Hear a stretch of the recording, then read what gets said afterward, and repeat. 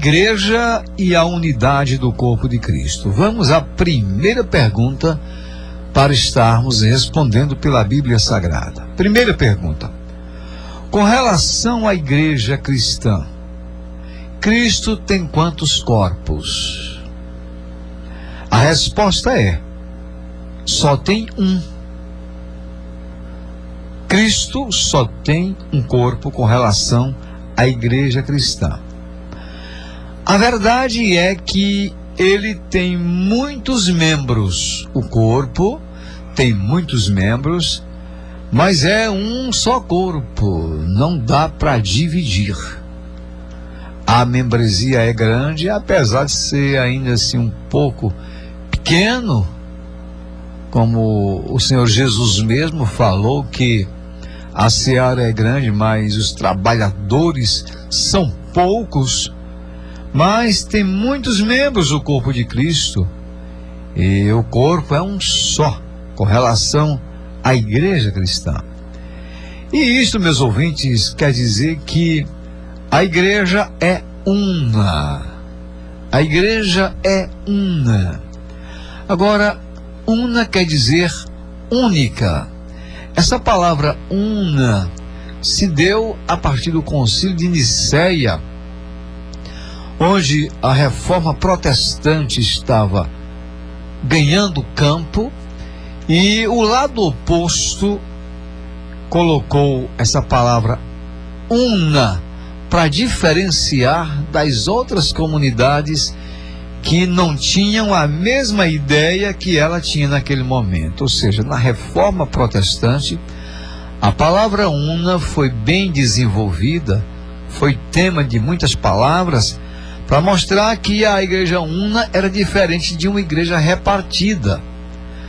O cristianismo, ele nunca foi repartido na história. Ele sempre foi o cristianismo. Movimentos e mais movimentos se processaram, se proliferaram, mas o cristianismo permaneceu um, porque só tem um Cristo. A igreja é única.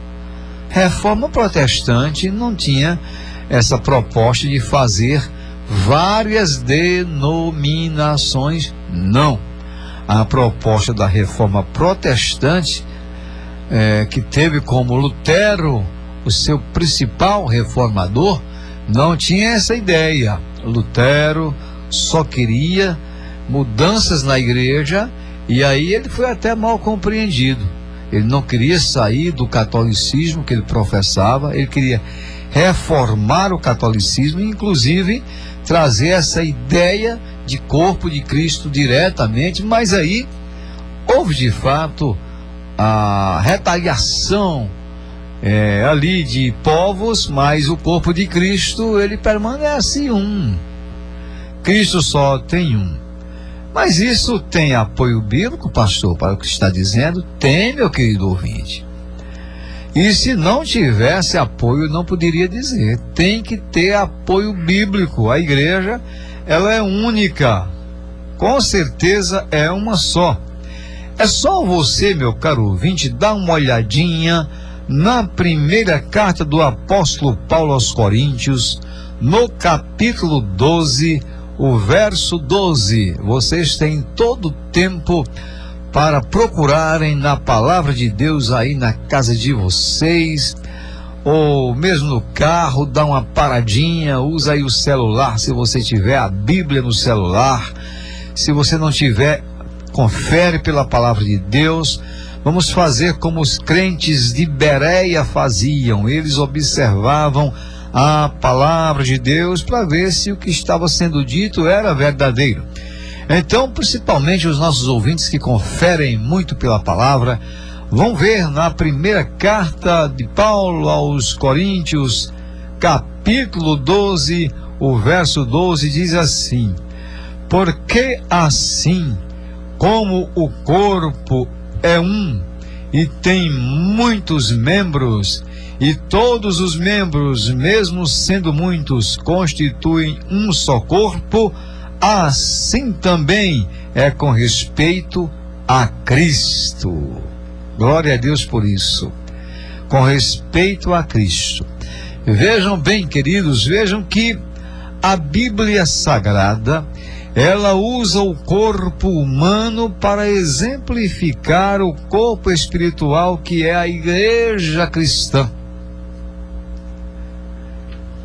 O Senhor Jesus Cristo vai fazer uma analogia do corpo humano com o corpo espiritual que é a igreja cristã. O corpo humano, ele tem muitos membros, você deve estar inteirado sobre isso.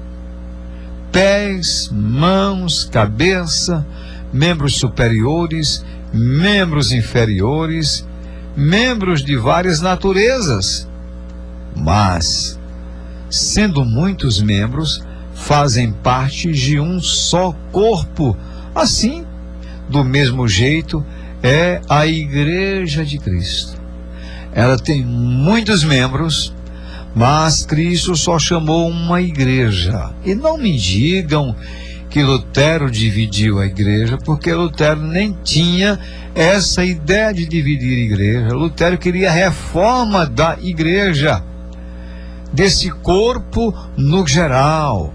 Hoje em dia, se a gente for contar as comunidades evangélicas que tem, há uma infinidade. Todo dia surge uma nova, penso eu. Um novo pastor, um novo corpo, mas isso aí não quer dizer que é uma nova igreja, não. Ali é um novo grupo dentro da igreja.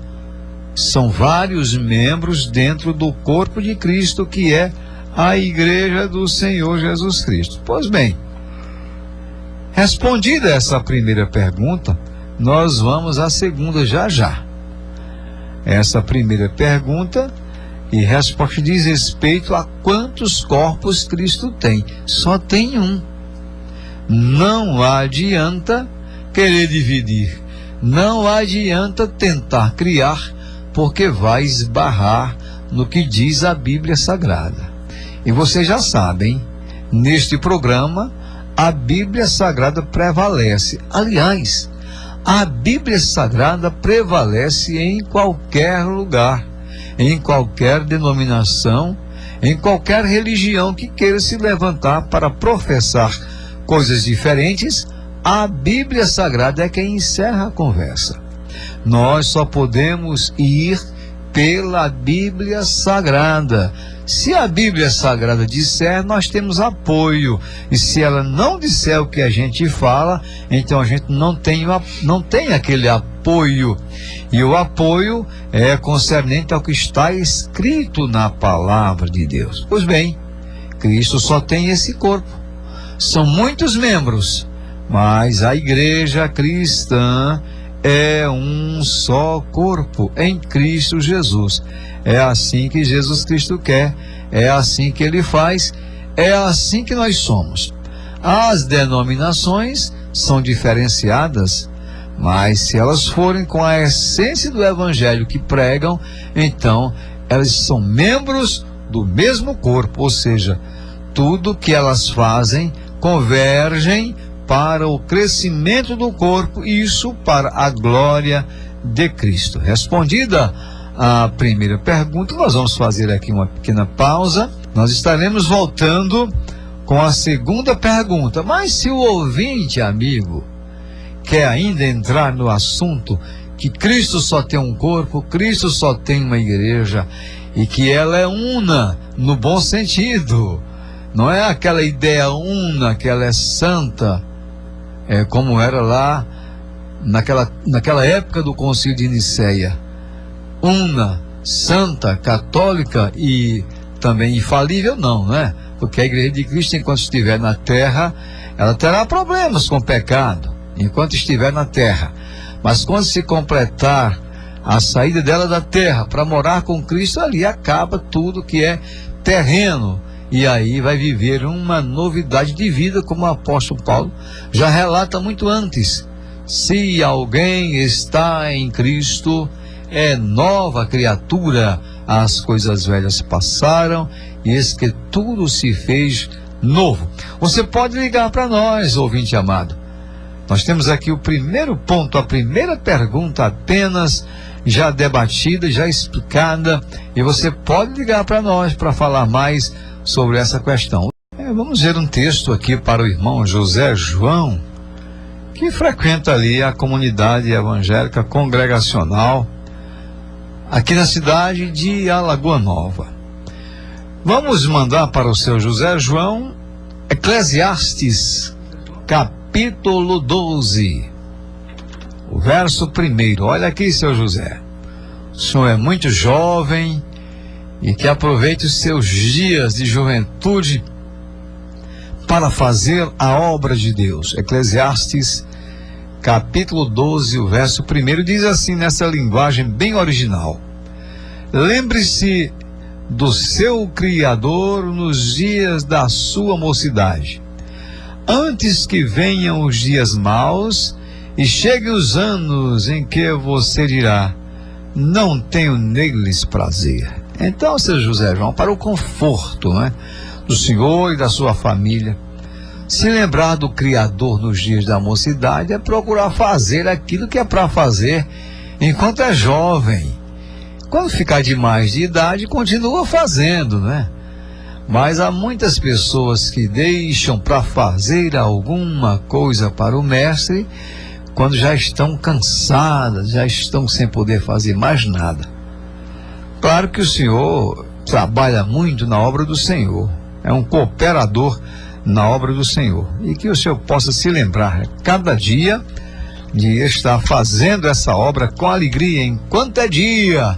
Disse Jesus: a noite vem quando ninguém mais pode trabalhar. Então vamos aproveitar o dia que é da saúde, o dia do bem-estar, o dia de ter condições dadas por Deus ou dadas por Deus. Isso ajuda muito. Deus abençoe aí o irmão José João. Vamos à segunda pergunta dentro do tema que é proposto nesta noite: a igreja e a unidade do corpo de Cristo. Já estivemos respondendo a primeira pergunta acerca de quantos corpos Cristo tem com relação à igreja, e chegamos à conclusão bíblica que Cristo só tem um corpo, é a igreja, que é o corpo de Cristo. A segunda pergunta é a seguinte: qual a razão principal desses muitos membros fazerem parte de um só corpo? Tem uma razão. Nada acontece sem razão. E eu dou um espaçozinho aqui, um intervalozinho para responder essa pergunta, para abraçar o irmão Nelson, fotógrafo. Ele fica lá neste horário ouvindo o programa Falando ao Coração, e depois ele vai comentar conosco, né, lá no ensaio da Unevan, do coral da Unevan. A Unevan que tem um coral, graças a Deus, em 4 vozes, cantando os louvores conhecidos para coral, e o Nelson faz parte ali do baixo, o baixo no coral da Unevan. Apesar do Nelson ser tenor, mas está ajudando o baixo dentro da carência que nós temos momentânea. Um abraço para você, irmão Nelson, a irmã Ana Maria e os seus filhos, todos aí residentes na sua casa. Que Deus abençoe a todos. Bom, respondendo à pergunta, a razão é que todos os membros foram batizados em um mesmo Espírito. Até porque só existe um Espírito, um só Deus, um só Senhor, uma só fé, um só batismo. Não adianta querer formalizar outra resposta, porque a resposta convincente é essa aqui. É interessante, mas algumas às vezes se desligam. A razão pela qual, a razão principal de muitos membros fazerem parte de um só corpo é essa aí. Todos os membros foram batizados no mesmo Espírito, e só tem um batismo mesmo no Espírito, não tem dois. Aliás, se tratando de batismo, só existe um, por isso que não há necessidade de rebatismo. A maior heresia, a maior falta de preparo, a maior falta de encaixe na pregação do Evangelho é mandar que alguém se rebatize. Ora, a consciência diz que o seu batismo valeu, então não tem por que alguém mandar você se rebatizar de nenhuma forma. Só existe um Espírito, um só Deus, um só Senhor, uma só fé, um só batismo, não importa, um só batismo. Mas isso que estamos dizendo, será que tem apoio bíblico, meus amados irmãos? A gente tem que ver se tem apoio bíblico ou não. Se não tiver apoio bíblico, a gente não pode estar criando corrente teológica solta no ar. Você sabia, meu caro ouvinte, que para poder se formalizar uma corrente teológica, a gente tem que ter pelo menos 5 versículos dando apoio a essa corrente?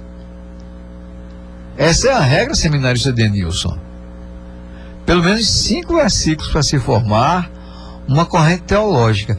E como é que se forma tanta heresia como corrente teológica, se tem que ter 5 versículos apoiando essa corrente? Eu acredito que seja o seguinte: muita gente cita versículos fora de contexto, versículos isolados que não tem nada a ver com o programa em discussão.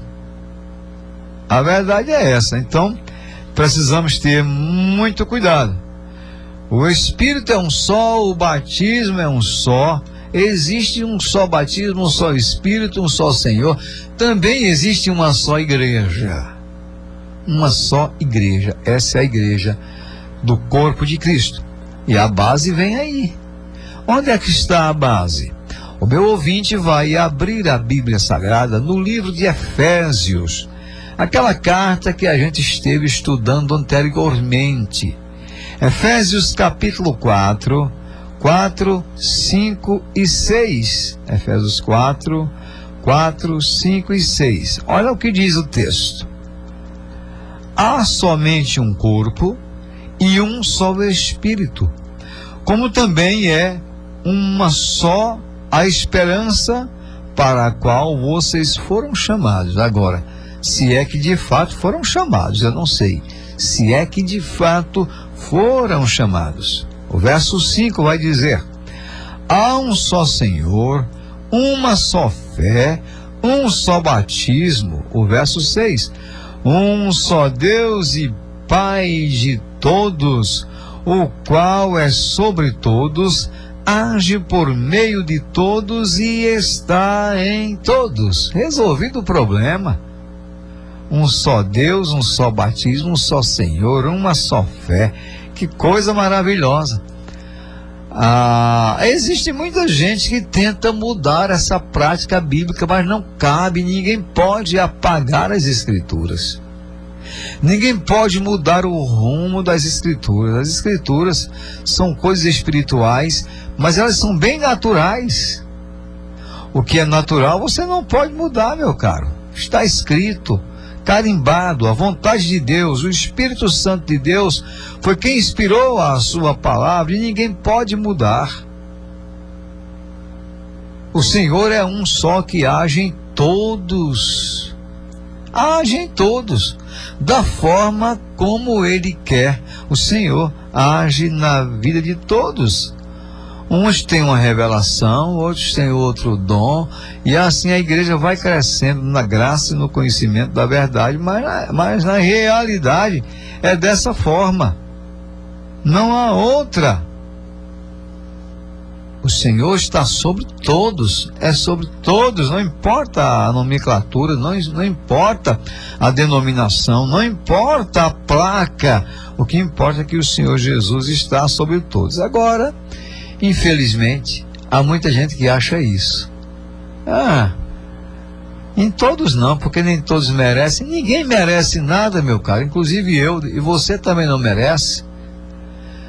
O que nós temos é pela misericórdia e graça de Deus. Ele tem misericórdia sobre nós, e é aí onde faz a diferença, é a misericórdia do Senhor na nossa vida. Então, essa segunda pergunta está respondida. Está respondida.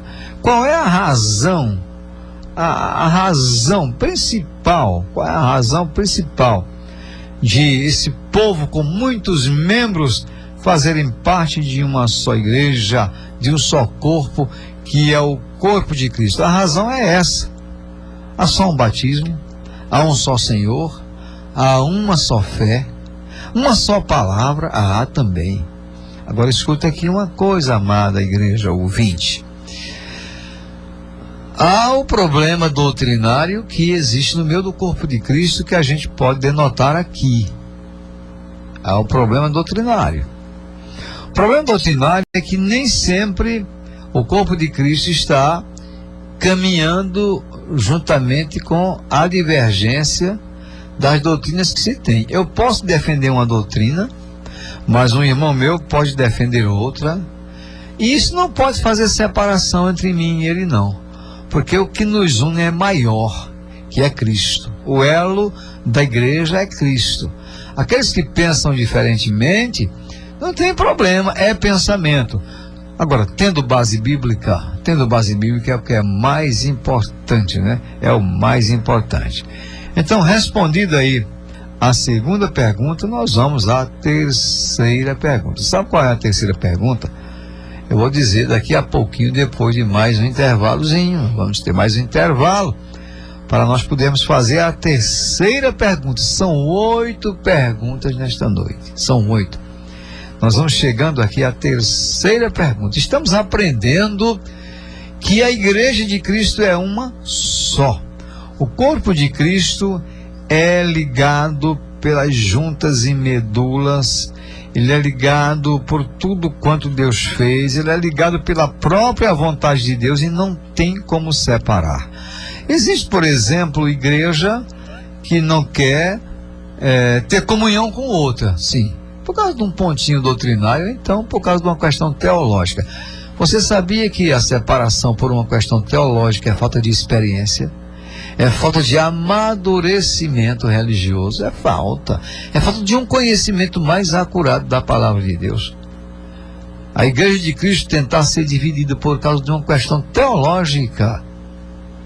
Uma questão teológica não é tão importante. O importante é o que a Bíblia diz, que nós somos um. Somos um. Tem um louvor, eu não sei se nós temos por aí, parece que nós temos, com o Luiz de Carvalho, que diz: somos um em Cristo, somos um só. Há um só Deus, um só Senhor, uma só fé, um só batismo, um só amor, um só Espírito, e este é o Consolador. Eu não sei se é o Luiz de Carvalho que canta, ou alguém lá das antigas, mas o título do louvor é Somos um em Cristo, somos um. E se você está nos acompanhando desde o início, deve saber que agora nós vamos fazer a terceira pergunta para estarmos respondendo pela Bíblia Sagrada acerca da unidade da Igreja de Cristo, que é o corpo de Cristo. A terceira pergunta a ser feita será a seguinte: por que as comunidades são tão diferentes se fazem parte de um mesmo corpo? Por que é que há tantas diferenças se elas fazem parte de um mesmo corpo e o corpo é corpo de Cristo? Sabe por quê, amada igreja?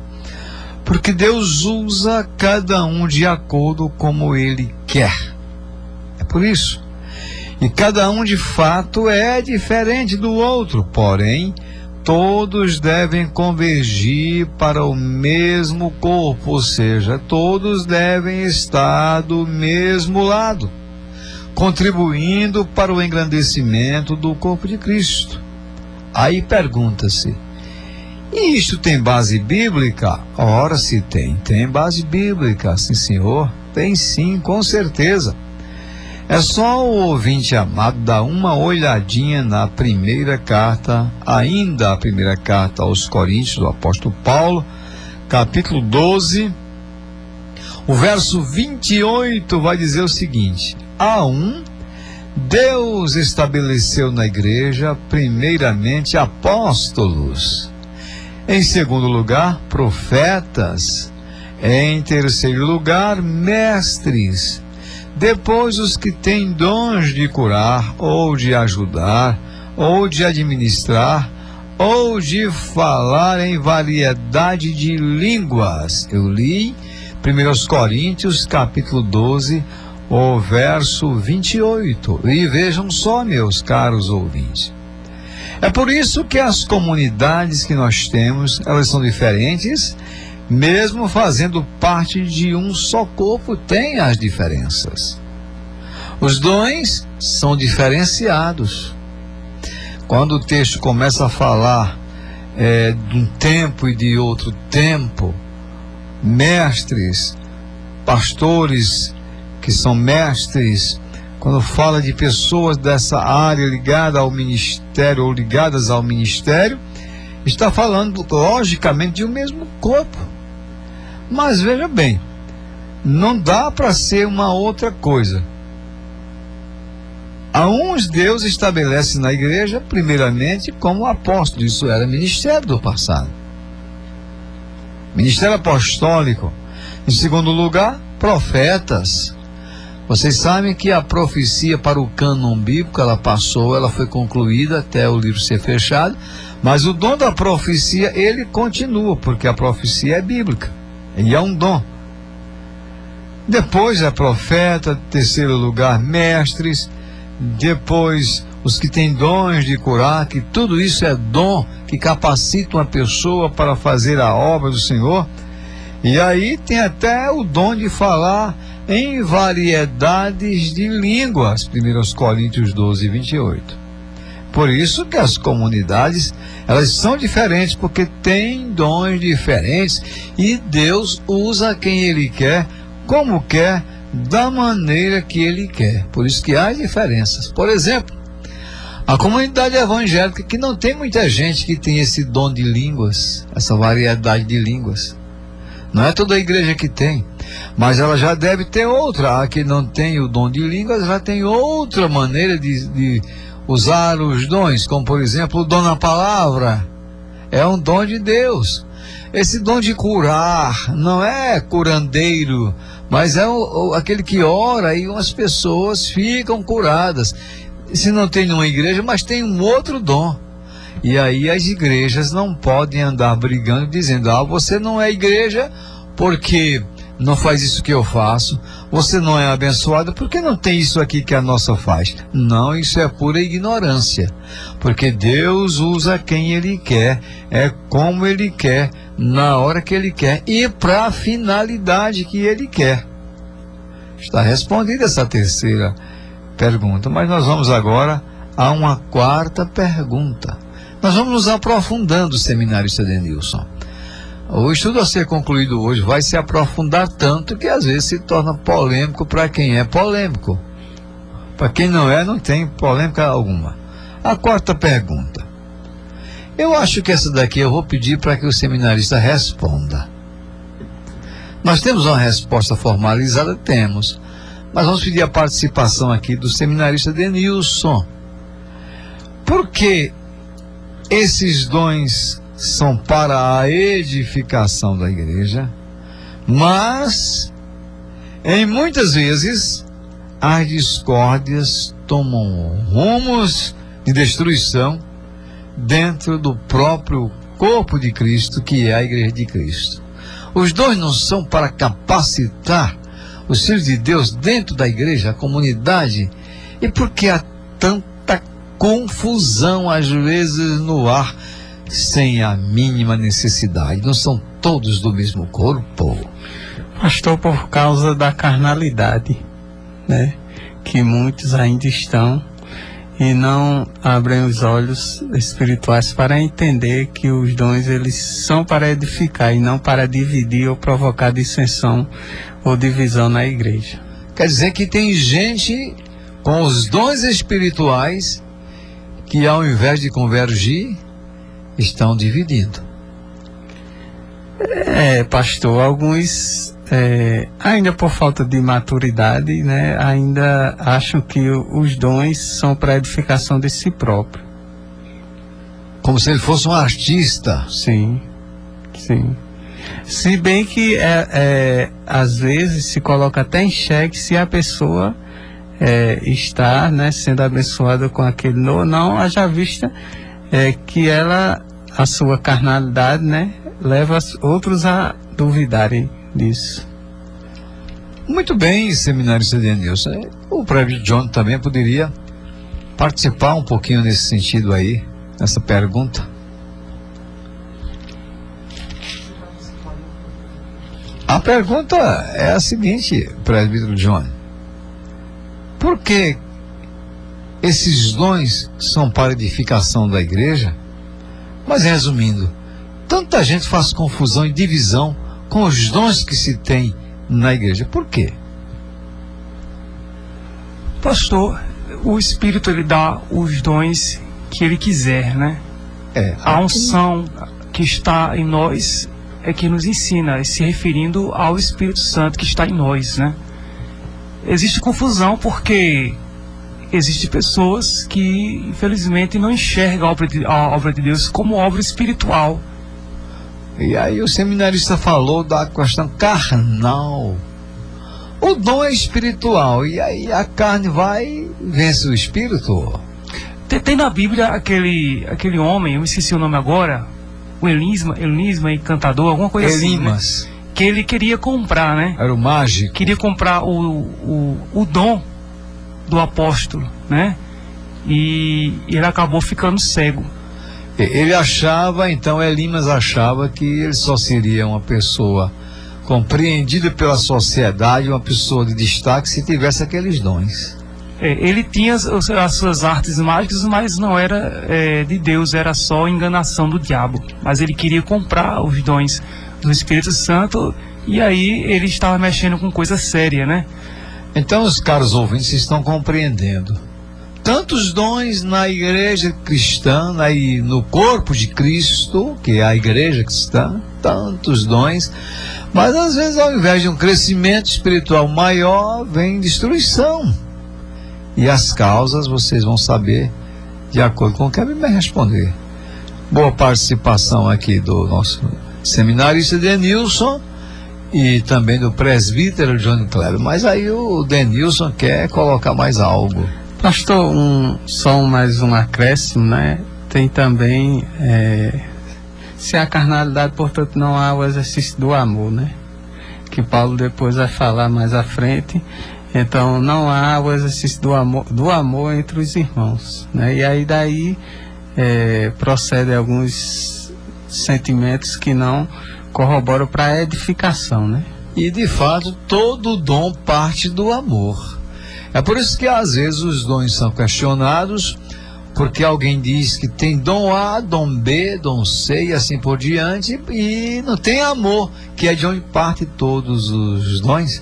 Foi Paulo quem disse: ainda que eu falasse a língua dos homens e dos anjos, ou seja, ainda que eu falasse em tudo em línguas, dos homens e dos anjos, idiomas e línguas dos céus, se não tiver amor, não serei nada, porque é do amor que parte todos os dons. Bom, mas a resposta que nós temos para esta noite, além dessas respostas dos amados irmãos, é porque nem todos os que estão dentro da igreja são de fato membros do corpo de Cristo. Nem todos que estão lá são membros do corpo de Cristo. E estão lá por algum interesse, eu não sei qual, mas algum interesse, ou algumas do corpo se interessam por eles. Eles têm alguma coisa e se interessam por eles, por algum motivo. Mas isto aí tem apoio bíblico para o que estamos dizendo? Será que há apoio bíblico? Há apoio bíblico, com certeza. É só dar uma olhadinha na primeira carta do apóstolo Paulo aos Coríntios, capítulo 12, 29 e 30, os versículos. Olhem o que nos diz a palavra do Senhor. Será que são todos apóstolos? Será que são todos profetas? Será que são todos mestres? São todos operadores de milagres? Todos têm o dom de curar? Todos falam em línguas? todos têm o dom de interpretar essas línguas, aí onde é que está? Eu li 1 Coríntios 12, 29 e 30. Será que todos que estão lá dentro da comunidade são de fato pessoas que têm o dom? É preciso ver essa questão aqui, dirimir essa questão, não deixar passar por alto essa questão. Temos que mastigar o alimento para sentirmos o sabor dele. A verdade, meus queridos ouvintes, é que o texto lido aqui alude a cada coisa no seu devido lugar. Falando de ministério na igreja, no corpo de Cristo, é cada coisa no seu devido lugar. Não pode ser diferente. Imagina um com dom ser eleito para fazer uma coisa que ele não tenha aquilo ali, já outro tem. É verdade. Mas vejam só, os dons na igreja, eles qualificam as pessoas para o serviço, cada qual com o seu valor dado por Deus. É Ele que qualifica uma pessoa capacitada com os dons para esse crescimento, para a edificação da Igreja de Cristo. Mas parece-nos que a Bíblia, nesse texto aqui, está nos ensinando que nem todos que estão postos lá no serviço na igreja são de fato trabalhadores escolhidos por Deus. Tem gente que se escolhe, e aí é diferente. Ser escolhido por Deus é uma coisa, e ser escolhido por si próprio é outra diferente. Vejam aí esta expressão. Nem todos são apóstolos. E assim sucessivamente. Nem todos são apóstolos, nem todos são isso, aquilo, outro. Sucessivamente. Isso aí vai nos mostrar que quando alguém está no lugar errado do corpo de Cristo, causa problema também. Quando alguém está no corpo de Cristo, mas é fora da sua posição, de acordo com o dom que ele tem para desenvolver, ele vai causar problemas. Portanto, respondida aí a quarta pergunta, nós vamos à quinta pergunta, seminarista Edenilson. Essa daqui você quer responder ou passa para o presbítero Johnny Kleber? Passa para ele? Presbítero Johnny Kleber quer responder ou passa para alguém de casa? Pastor, eu respondo. Então vamos lá. Mas o senhor pode fazer as duas opções. Então, se o presbítero Johnny Kleber não responder, então o ouvinte liga e responde. Tá certo? Certo. É nesse mesmo contexto. O presbítero sabe responder. Se a igreja ela é formada de muitos membros, mas parte desses membros acha que não precisa dos outros membros, é porque se julga melhor. Então, e o que é que ocorre com esse tipo de gente que está no corpo de Cristo, se julgando melhor? São pessoas que não compreenderam ainda, não discerniram e não compreenderam ainda a essência no corpo de Cristo. Não parece aquela questão, eu sou de Paulo, eu sou de Apolo, eu sou isso, eu sou aquilo outro? São pessoas que infelizmente precisam de uma mudança, né? Precisam se converterem. E o que é que vai acontecer com elas? A conversão, pastor, eu acredito que é de forma gradual. Sim. De forma gradual. Deus vai operando na sua vida, você crê no seu Jesus, mas ainda fica algumas coisinhas da velha muita criatura. Coisinha fica Deus guardada lá. Para isso que Deus levanta pastores, né? Para isso que Deus levanta doutores, mestres, pessoas que ensinem, para que elas se arrependam dessas picuinhas que às vezes trazem do mundo, essa porfia, essa luta por superioridade, que não pode existir. Essa luta por superioridade no corpo de Cristo não pode existir. Então temos que instruir, olha, precisa mudar, precisa sair, porque quem não discerne, quem não discerne, né, o corpo de Cristo, essa pessoa está se comprometendo. Ela pode estar se revelando como que um lobo no meio das ovelhas. E o que é que vai acontecer com esse tipo de gente? Se não se converterem, não haver mudança, elas não são salvas. Não são salvas. São como joio no meio do trigo. E o que é que acontece se elas não são salvas? Como assim? Se elas não são salvas, o que é que acontece? Se elas não são salvas, infelizmente, se elas não se converterem, elas elas não vão para o céu, né? Não vão para o céu, não vão ter o gozo. São pessoas que não entendem as coisas espirituais e estão como joio, né? Parecendo ser trigo, mas não é trigo, é joio. É muitas das vezes o lobo. São matadores de profeta, né? Que quer calar a boca de pregador e tudo mais. Sim, sim, sem dúvida. E esse tipo de gente, na igreja de Cristo, na comunidade evangélica, comunidade cristã, ele vai ficar menos honrado do que os outros, com certeza.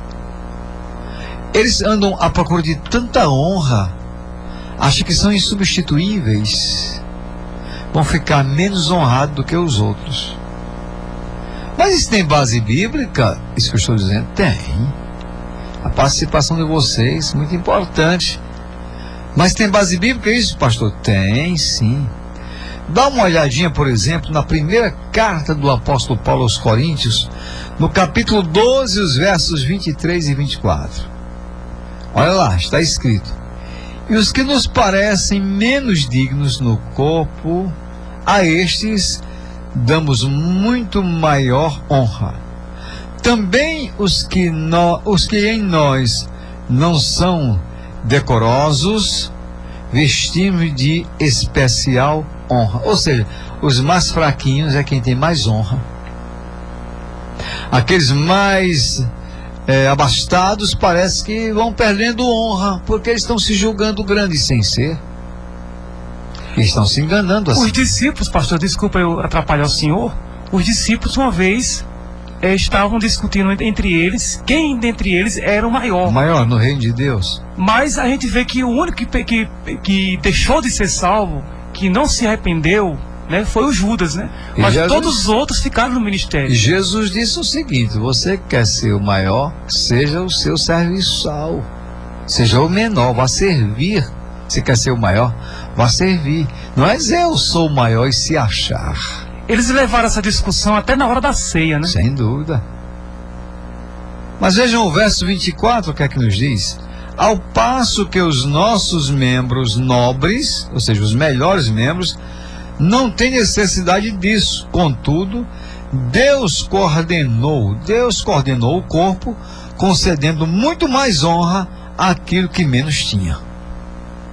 Deus dá muito mais honra àquele que menos parece ter honra. Então, se vê que uns precisam dos outros. Quem é que não precisa de ninguém?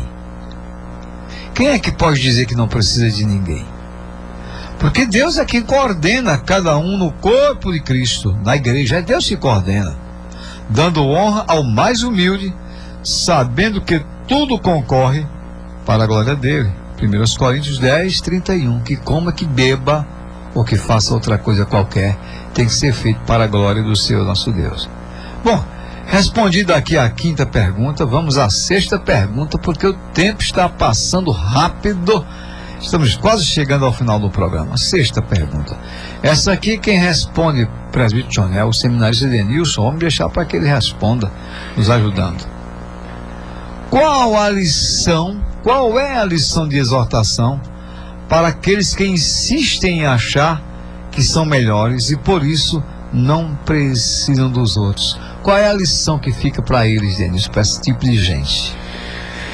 Pastor, para serem humildes. Serem humildes. Humildes. Né? E considerar uns aos outros, né? Porque nem todos terão todos os dons. Sim, né? Aí só se Deus quiser mesmo, tá? E considerar o dom do outro irmão que vai contribuir para a sua edificação, e o seu dom também vai contribuir para a edificação do outro. Muito Isso bem. É humildade, né? Muito bem, é reconhecer que o outro é superior a ele.